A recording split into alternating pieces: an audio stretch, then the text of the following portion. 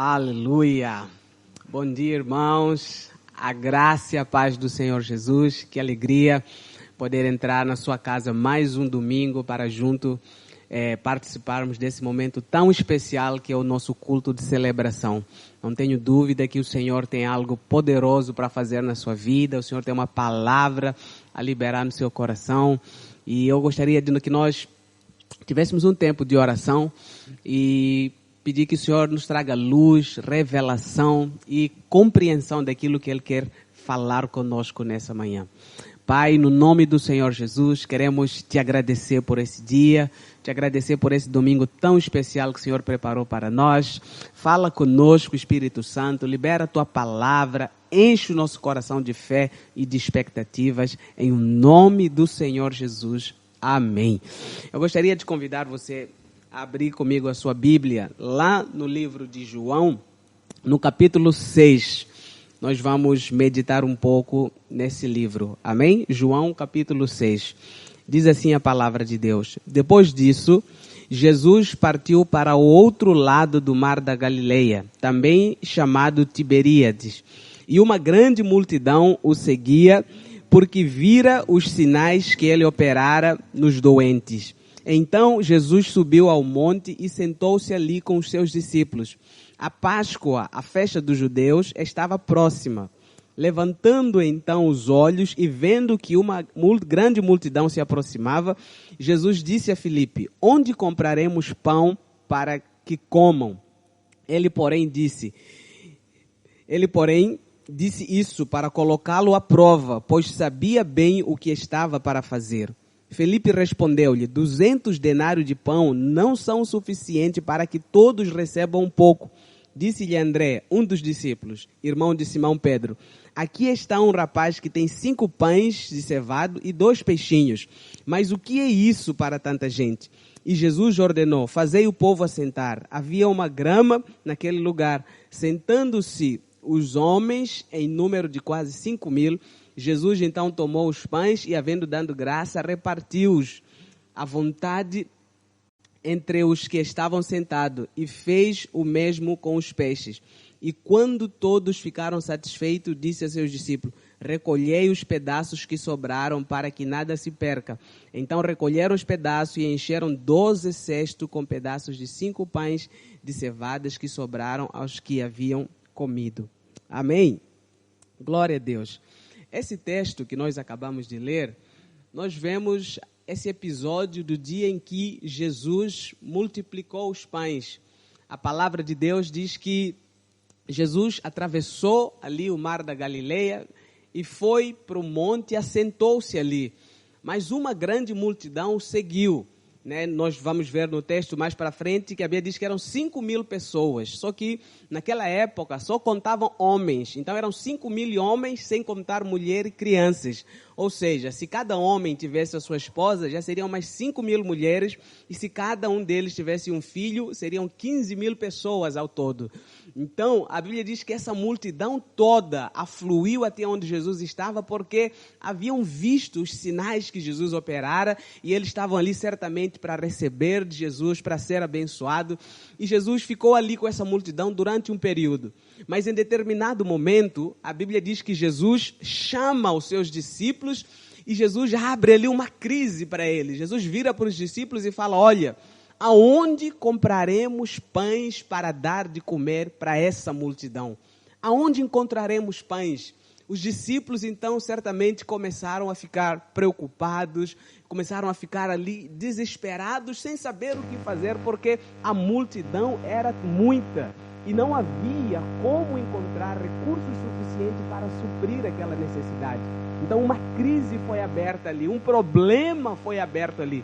Mas o interessante é que o texto diz que quando Jesus faz essa pergunta, ele fez apenas para testar os discípulos, porque ele mesmo já sabia o que havia de fazer, ele já sabia o que ele iria operar, ele já sabia o caminho que ele iria usar para chegar na provisão, ele já sabia o que ele iria fazer, mas ele simplesmente fez a pergunta para poder testar os seus discípulos. E o que eu quero falar para você com isso nessa manhã é que em determinados momentos da nossa vida nós também nos veremos diante de crises. Mas sabe de uma coisa? Essas crises, elas não vêm para nos abater, para nos paralisar, para nos colocar para baixo. Pelo contrário, é um teste de fé muitas vezes para que nós possamos dar a resposta certa, a fim de que nós possamos viver aquilo que o Senhor tem para as nossas vidas. E o que o Senhor tem para a nossa vida? O Senhor tem provisão, o Senhor tem multiplicação, o Senhor tem prosperidade, o Senhor tem bênçãos, o Senhor tem cura, o Senhor tem salvação, o Senhor tem libertação, o Senhor tem grandes coisas para mim e para você e para todos aqueles que estão à nossa volta. Então, com base nesse texto, eu quero compartilhar alguns princípios da palavra de Deus explícitos aqui, para que nós possamos experimentar a abundância do Senhor, a multiplicação e a fartura do Senhor. A Bíblia diz que Jesus operou uma multiplicação, todos ali comeram e sobrou ainda 12 cestos, porque o Senhor opera em fartura. Então a primeira coisa que nós vemos é que lá no versículo 1 a Bíblia diz: depois destas coisas. O que é depois destas coisas? Sempre que lemos na Bíblia depois dessas coisas, significa que o evento que está a acontecer ou que está para acontecer tem conexão com os eventos anteriores. Ou seja, é uma continuidade daquilo que aconteceu lá atrás. E o que aconteceu lá atrás? No capítulo 3, nós vemos o Senhor tendo aquela conversa com Nicodemos e o Senhor fala para ele sobre o novo nascimento. No capítulo 4, o Senhor Jesus tem aquela conversa com a mulher samaritana e ele fala com ela sobre a água da vida, que ele era a água da vida. E no capítulo 5, o Senhor Jesus, então, cura um paralítico do tanque de Betesda. E aqui no capítulo 6, a Bíblia fala então, e depois dessas coisas, ou seja, depois de nós nascermos de novo, depois de nós termos ali bebido a água da vida que é o Senhor, e depois de nós sermos curados nas nossas emoções, nas nossas feridas, os nossos pecados lavados, nós poderemos enfrentar uma crise como essa que os discípulos e a multidão aqui enfrentaram, mas também juntamente com a crise há uma grande provisão do Senhor para cada um de nós. Há um tempo de abundância, há um tempo de favor, há um tempo de glória, há um tempo de poder. Nós estamos a viver tempos atípicos nesse dia, onde que a pandemia está ali, tem causado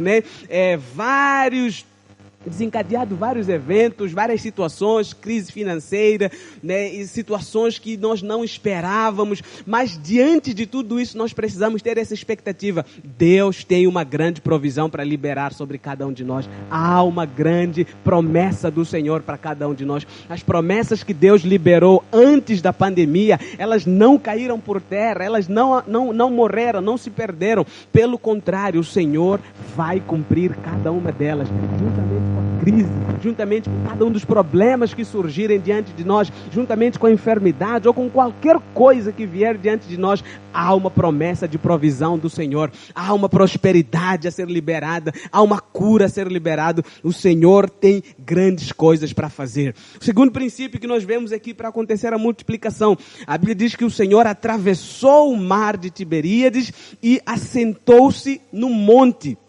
Então, na palavra de Deus, os acidentes geográficos, eles não são por acaso, mas eles possuem um significado espiritual. Então a Bíblia diz que Jesus atravessou o mar. Jesus não operou a multiplicação ali à beira do mar. A multiplicação não aconteceu à beira do mar. Por quê? Porque na palavra de Deus, o mar simboliza o lugar onde vive o mundo pecador, o mundo caído. Então, Jesus não operou ali, mas o Senhor subiu no monte. E o que monte simboliza na palavra de Deus? O monte simboliza o lugar de revelação, o lugar onde Deus fala, o lugar onde nós podemos ouvir a voz de Deus. Então, se nós formos olhar na Bíblia, os maiores eventos aconteceram no monte. Nós vemos o Sermão do Monte, onde Jesus fala sobre os princípios do reino.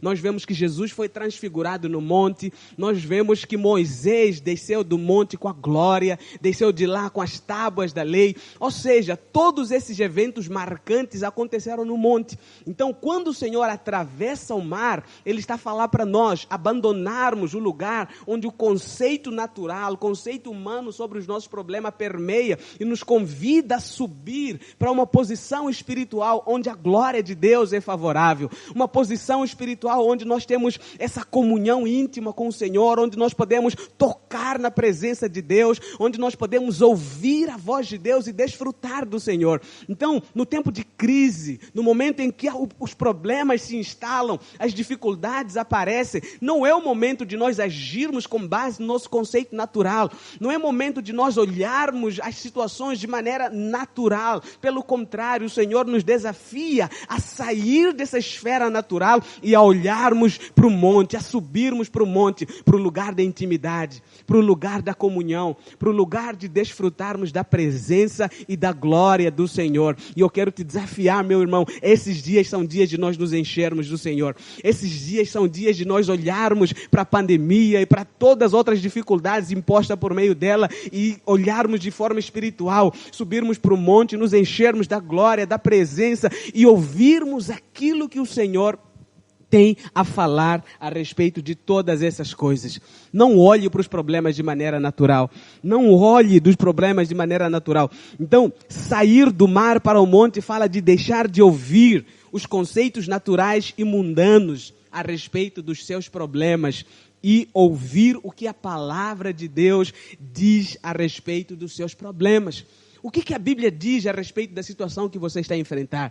O que o Senhor tem a dizer a respeito daquilo que você e eu estamos a passar nesses dias?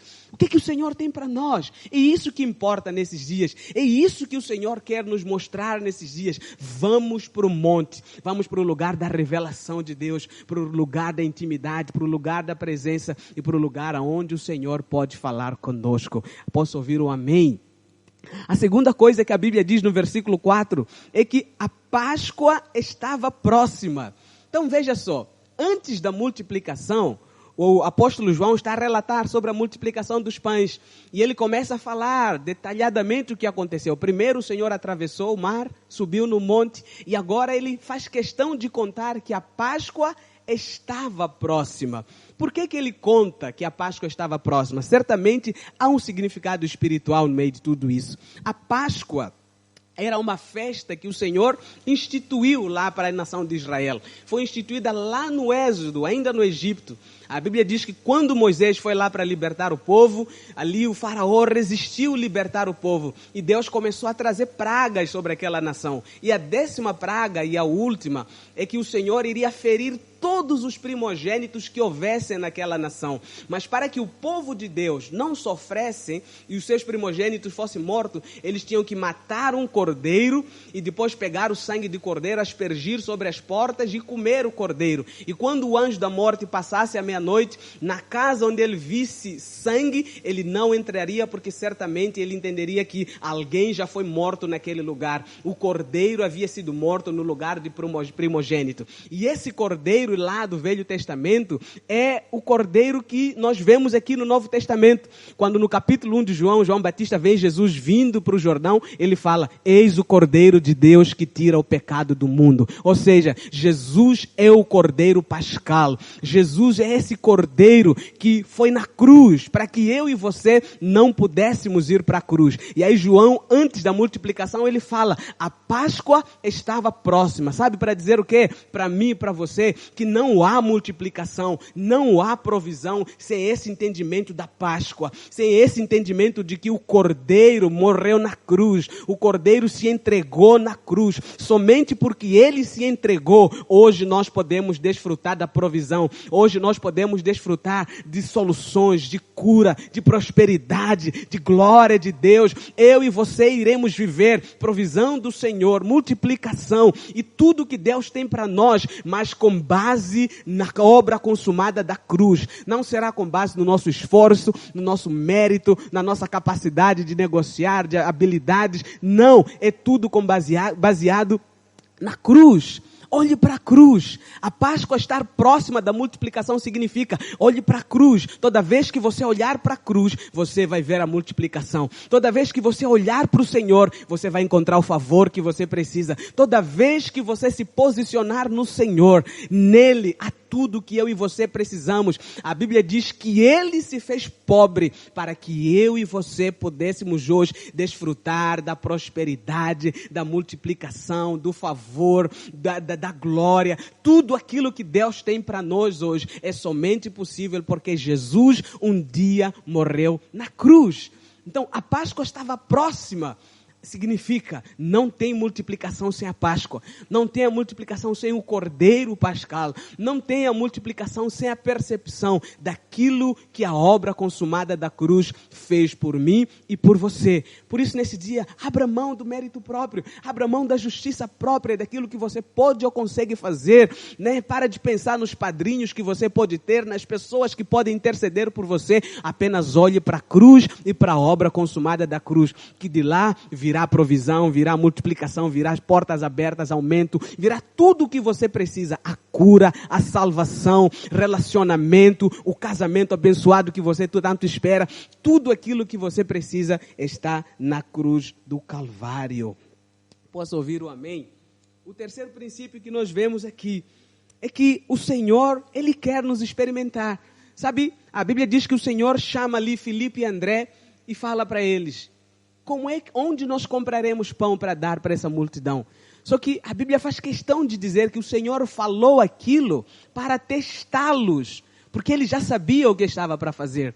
Então veja, a crise que o Senhor levantou aí para os discípulos era só um teste, era só uma prova, era só para o Senhor ver qual seria a reação dos discípulos, qual seria o posicionamento. E sabe o que eu quero falar para você? Que muitas vezes os desafios, as circunstâncias, aquilo que aparece diante de nós, são testes que estão diante de nós, e diante deles nós temos a oportunidade de dar uma resposta certa, uma resposta apropriada. Então, qual foi a resposta que os discípulos deram? A Bíblia diz que Filipe deu uma resposta e André deu a outra. Filipe virou para o Senhor e falou: Senhor, nem 200 denários bastariam para comprar comida suficiente para toda essa multidão. Em outras palavras, o que a Filipe estava a dizer? O problema é muito grande. Nem todo o dinheiro que nós temos aqui vai ser suficiente para resolver. 200 denários não são suficientes, porque é muita gente. Em outras palavras, Filipe colocou os seus olhos no tamanho e na dimensão do seu problema. E quantos de nós não fazemos isso diante das circunstâncias? Ao invés de olharmos para a grandeza do nosso Deus, olhamos para a grandeza do problema, da adversidade e das circunstâncias que estamos a enfrentar. E qual é o problema disso, pastor? É que quando nós olhamos em demasia para a grandeza do problema que nós temos, nós tiramos os olhos da grandeza do Deus a quem servimos. Eu quero te falar, coloque os seus olhos no Senhor, fale para o seu problema a grandeza do seu Deus. O Deus Todo-Poderoso está em você e com você. A Bíblia diz que o Espírito, o mesmo Espírito que ressuscitou Jesus dentre os mortos, é o que habita em você agora. Então, não tem problema maior que o seu Deus, não tem desafio maior que o seu Deus, não tem luta, não tem circunstância, não tem pressão que possam ser maior que a glória de Deus que está dentro de você. Então, confie nessa glória, confie nesse poder. O que o Senhor esperava de Filipe era que ele dissesse: Senhor, nem 200 denários será suficiente para comprar tudo isso, mas o Senhor pode todas as coisas, mas o Senhor tem todo o poder. E a resposta de André qual foi? A Bíblia diz que André foi um pouco mais para frente. Ele entrou no meio da multidão e descobriu que havia um menino que tinha 5 pães e 2 peixes. Mas na versão original diz que ele trouxe aquilo para o Senhor e virou para o Senhor e falou: Senhor, eu só encontrei um menininho que tem 5 pãezinhos e 2 peixinhos. Ou seja, André estava a colocar os seus olhos na escassez dos recursos que ele tinha.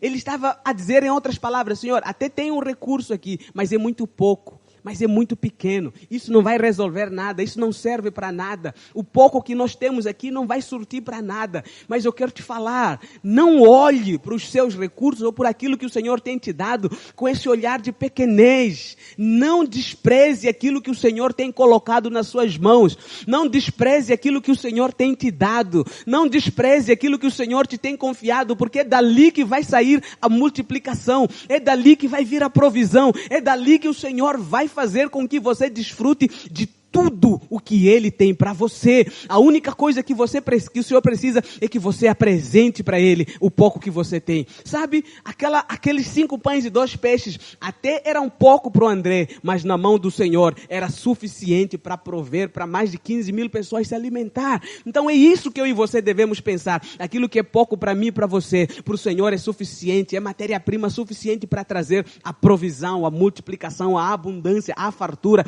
Então olhe para aquilo que o Senhor tem te dado com olhar profético, com olhar de homem, de mulher de Deus, com olhar de fé e declare: vai sobejar, vai transbordar, vai multiplicar, vai prosperar, porque o meu Deus é o Deus da multiplicação, o meu Deus é um Deus da abundância, o meu Deus é o Deus da fartura. Não importa o que chegou na minha mão, se é pouco ou é muito, mas o Senhor é poderoso para fazer com que eu viva e sirva para abençoar outras pessoas à minha volta. Confia no Senhor, porque Deus é o Deus de toda provisão. Então, não olhe para as circunstâncias de maneira pessimista, olhe com olhar profético, olhe sempre procurando entender o que o Senhor quer fazer no meio disso. Qual é a porta que o Senhor está para abrir? A pandemia começou e eu estou ameaçado de perder emprego, já tive redução do meu salário em 25%, já vai acontecer isso. Olhe para o olhar profético, o que Deus está para fazer no meio de tudo isso, qual é a porta que o Senhor quer abrir, qual é o caminho que o Senhor está a traçar para mim, o que o Senhor vai fazer. Não sei como vai ser, nem como vai ser, mas eu sei que vai acontecer. A bondade de Deus está sobre mim. O que o Senhor falou no começo não se apagou. Ele é fiel para cumprir com cada uma das suas promessas e os meus olhos vão ver a manifestação da glória de Deus. É isso que nós precisamos entender. Você está debaixo do favor de Deus. Você é filho de Deus. Você é amado de Deus. O Senhor não quer fazer com que você sucumba. Os problemas não vêm para te parar, para te pôr para baixo, para destruir sua fé. Não, não, não. As circunstâncias estão aí como uma oportunidade para você crescer, para você avançar em fé, para você ter experiências poderosas e gloriosas com o Senhor, para você ver a glória de Deus como você nunca viu antes na sua vida. Aleluia. A quinta coisa que nós vemos antes do milagre acontecer, outro princípio, é que o milagre acontece quando você se senta. A Bíblia diz no versículo 10 que quando o Senhor pegou os 5 pães e 2 peixinhos, o Senhor fala para os discípulos: mande que a multidão se sente. E os discípulos então organizaram as pessoas, colocaram todos eles sentados em roda de 50 e de 100. Mas o interessante é que o Senhor mandar com que o povo se assentasse, era na verdade convidar o povo a entrar na mesma posição que ele estava. Porque no versículo 3, nós vemos que o Senhor atravessou ali o mar de Tiberíades e ele se assentou no monte. Ele estava sentado desde o começo. Todo esse evento estava acontecendo, o Senhor estava sentado. Certamente ele ensinou sentado, depois ele chamou os discípulos para conversar, ele também estava sentado e a multidão em pé. Mas o Senhor então vira para os discípulos e fala: manda todo mundo assentar, porque não tem multiplicação sem que o povo se assente. O que significa assentar? Assentar significa entrar no descanso.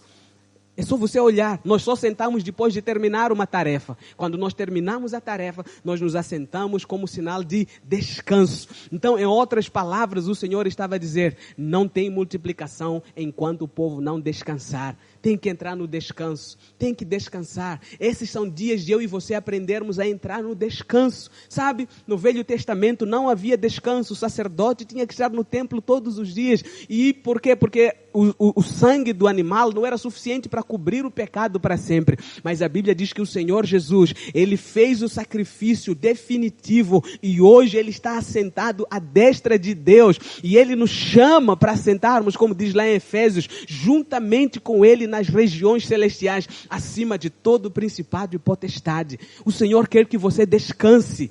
Pare de andar perturbado, angustiado, preocupado. A Bíblia diz lá em Filipenses: não andeis ansioso por coisa alguma. Pelo contrário, faça conhecer diante de Deus, por meio de oração, súplicas e ações de graça, cada uma das suas necessidades. E a paz de Cristo, que excede todo entendimento, vai guardar o seu coração. Você vai encontrar descanso, você vai encontrar paz, à medida que você abrir mão de toda ansiedade, de toda preocupação, preocupação, de todo medo, de todo pânico, de todo desespero com o dia de amanhã. Sabemos sim que os dias são nublosos, não sabemos como é que vai ser o dia de amanhã, como é que vai acontecer, se vai fechar, se vai abrir, se vai trancar, mas uma coisa é certo, o Senhor é conosco e Ele nos chama a entrar no descanso.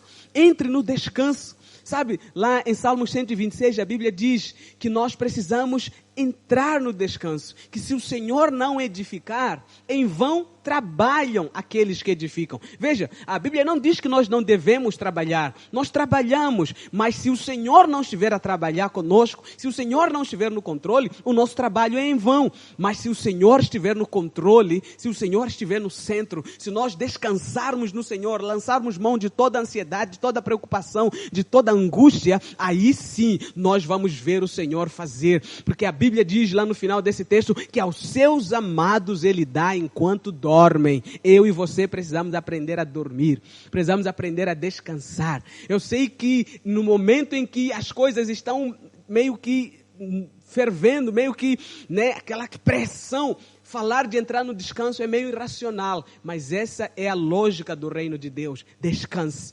Poderão se levantar pessoas para te acusar, ou o diabo para falar para você, como é que você quer descansar no meio disso? Como é que você quer tentar descansar no meio disso? Mas a ordem do Senhor é, descanse, entre no descanso, coloque diante de Deus, entenda que se o Senhor não fizer, você pode fazer o que quiser, não vai resolver. A Bíblia diz, inútil te será levantar de madrugada, repousar tarde, comer o pão que penosamente granjeaste, inútil vai ser fazer todos esses esforços, se o Senhor não estiver no controle e se você não largar o controle nas mãos de Deus e entrar no descanso que o Senhor tem para você.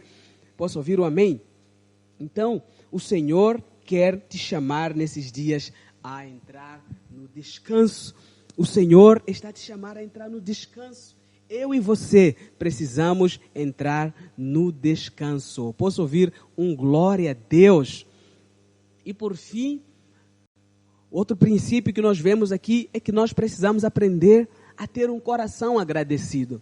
Porque se você for olhar, no versículo 11, a Bíblia diz, Jesus então tomou os pães e, havendo dado graça, repartiu-os à vontade entre quem estava sentado e fez o mesmo, diz o seguinte, Jesus então tomou os pães e, havendo dado graça, repartiu-os à vontade entre os que estavam sentados e fez o mesmo com os peixes. Então, veja, se fosse eu e você, numa situação como essa, provavelmente nós faríamos aquela oração poderosa, aquela oração, de tremer o chão e tudo mais, mas a Bíblia diz que o Senhor Jesus simplesmente deu graças. Ele agradeceu a Deus e no momento que ele agradeceu, começou a haver multiplicação dos pães. Foi repartindo e foi dando para todo mundo. Então, o que eu quero falar para você nesse trecho é que eu e você precisamos aprender a ter o coração agradecido.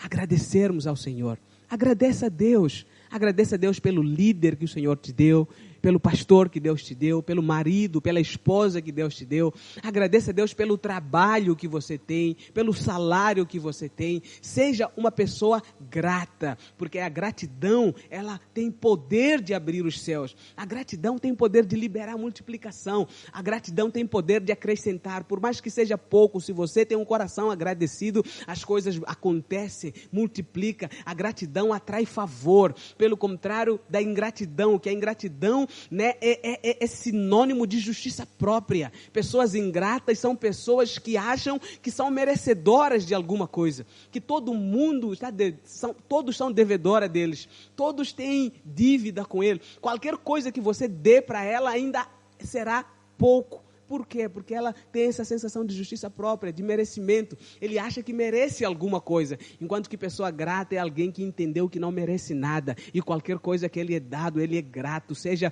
pouco, seja muito, ele é grato por aquilo, porque sabe que ela não merecia nada. Então, eu e você precisamos ter um coração agradecido. Pare de reclamar, pare de murmurar, pare de ser alguém que tem esse coração ingrato. Alguém que sempre acha que todo mundo lhe deve alguma coisa e que o que quer que seja que as pessoas façam é pouco ainda. Pelo contrário, agradeça. Seja grato por cada gesto. Seja grato por cada coisa que Deus colocar nas suas mãos, porque a gratidão atrai favor, enquanto que a ingratidão atrai o destruidor. eu e você precisamos aprender a ser gratos diante do Senhor Jesus. Amém? Quando nós praticamos a gratidão, a multiplicação acontece, o favor se manifesta, a glória de Deus só pode ser visto na vida daqueles que sabem que não merecem nada. Eu não sou merecedor. Tudo que o Senhor me dá, para mim é porque é favor.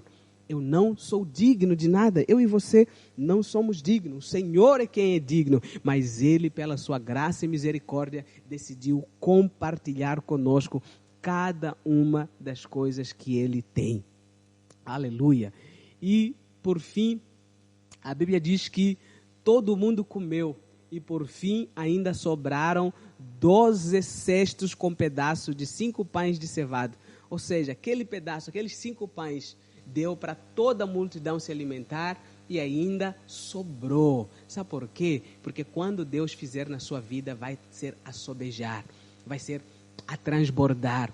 O Senhor sempre vai te dar além do que você precisa. Então, nesses dias, se prepare para viver a abundância do Senhor. Se prepare para viver a fartura do Senhor. Se prepare para desfrutar da glória do Senhor de uma medida redobrada, de uma medida sacudida, transbordante e recalcada no Senhor. O Senhor tem muito mais para fazer na minha e na sua vida. Aleluia! Então, nessa manhã, essa é a palavra que eu queria compartilhar com você. Não olhe para os testes de maneira negativa. Não olhe para as circunstâncias de maneira negativa. Pelo contrário, veja no Senhor. Veja nas circunstâncias o Senhor. Veja nas circunstâncias a provisão de Deus. Eu não sei como é que você está no dia de hoje. Não sei como é que tem sido esse tempo para você, essa semana, esses dias, esses meses. Mas eu tenho uma palavra de Deus para você. O Senhor te chamou para desfrutar da abundância que Ele tem para você. O Senhor tem multiplicação para você. O Senhor tem fartura. O Senhor tem muito mais. Sabe, as aflições do tempo presente não se comparam com a glória que está para ser revelada. Então, nesses dias, entenda, é tempo de nós subirmos para o monte. É tempo de nós contemplarmos ao Senhor do monte. É tempo de abrirmos mão do entendimento natural, de olharmos para as circunstâncias com perspectivas naturais e começarmos a olhar com um olhar profético. E começarmos a olhar sobre o ponto de vista de Deus, ouvirmos o que o Senhor tem a falar sobre cada circunstância. É tempo de aprofundarmos a nossa intimidade com Deus, nosso relacionamento. É tempo de ouvirmos de Deus. É tempo de sairmos desse lugar raso, da beira do mar, e subirmos para o monte, aonde o Senhor está, aonde o Senhor quer falar conosco. É tempo de nós termos um coração agradecido. É tempo de nós entendermos que nós temos que dar a resposta certa diante dos testes. E é tempo de nós vermos o favor de Deus em cada área das nossas vidas. Eu quero orar por você. Eu quero abençoar sua vida. Antes de nós encerrarmos, e de seguida nós estaremos a encerrar nossa reunião. Mas eu quero abençoar você. Eu quero declarar que você vai ver a glória de Deus no meio de cada circunstância que você esteja a passar ou a enfrentar nesse momento. Feche os seus olhos. Vamos orar juntos nessa manhã. Vamos declarar que esse é o ano da multiplicação. Não importa se é pandemia, não importa se há problemas financeiros, no meio de toda essa crise e escassez, há uma promessa de provisão e de multiplicação sobre nós. Pai, no nome do Senhor Jesus, eu quero te agradecer por cada um dos meus irmãos. Eu quero te agradecer por aquilo que o Senhor já começou a fazer. Eu quero te agradecer porque o maior é o Senhor do que cada um dos problemas ou dificuldades que meus irmãos estejam a passar. A enfermidade, os problemas matrimoniais, ó Deus, conjugais. Senhor, não são nada diante daquilo que o Senhor pode fazer. Ó Deus, o problema de saúde. Senhor, nada disso, Senhor, é algo preocupante diante daquilo que o Senhor pode fazer. A sua glória está sobre cada um dos meus irmãos. O seu poder e a sua presença está sobre eles. E eu declaro que maior é o Senhor que está neles e através deles do que qualquer outra circunstância. Que o Senhor possa operar na vida de cada um deles. Que o Senhor possa trazer, ó Deus, a tua provisão e a sua multiplicação na vida de cada um deles. Que o Senhor possa manifestar a sua glória na vida de cada cada um dos meus irmãos e que o Senhor possa ser glorificado através de cada porta que o Senhor abrir, de cada cura que o Senhor trouxer, de cada restauração que o Senhor fizer, ó Deus, de cada salvação que o Senhor manifestar, ó Deus, de cada libertação que o Senhor operar, ó Deus, que através de cada revelação que o Senhor trouxer, de cada palavra que o Senhor liberar, em nome do Senhor Jesus, que o seu nome seja glorificado e que a sua glória seja vista em o nome do Senhor Jesus. Aleluia e glórias ao Senhor. Amém? Então creia nisso. O Senhor está no controle de todas as coisas. O Senhor está a agir através de você e em você. Você não está só. A crise pode estar ali, o problema pode estar ali, mas o Senhor está no controle de todas as coisas. Amém? Glória a Deus. Nosso culto está a chegar ao fim e eu quero desafiar você, convidar você a participar, né, com a manutenção e a edificação da igreja do Senhor através dos seus dízimos, das suas ofertas. Você pode então usar as contas que estão aqui no rodapé disponíveis para que você possa fazer as suas doações e abençoar a sua igreja. Amém? Deus abençoe. Um bom domingo.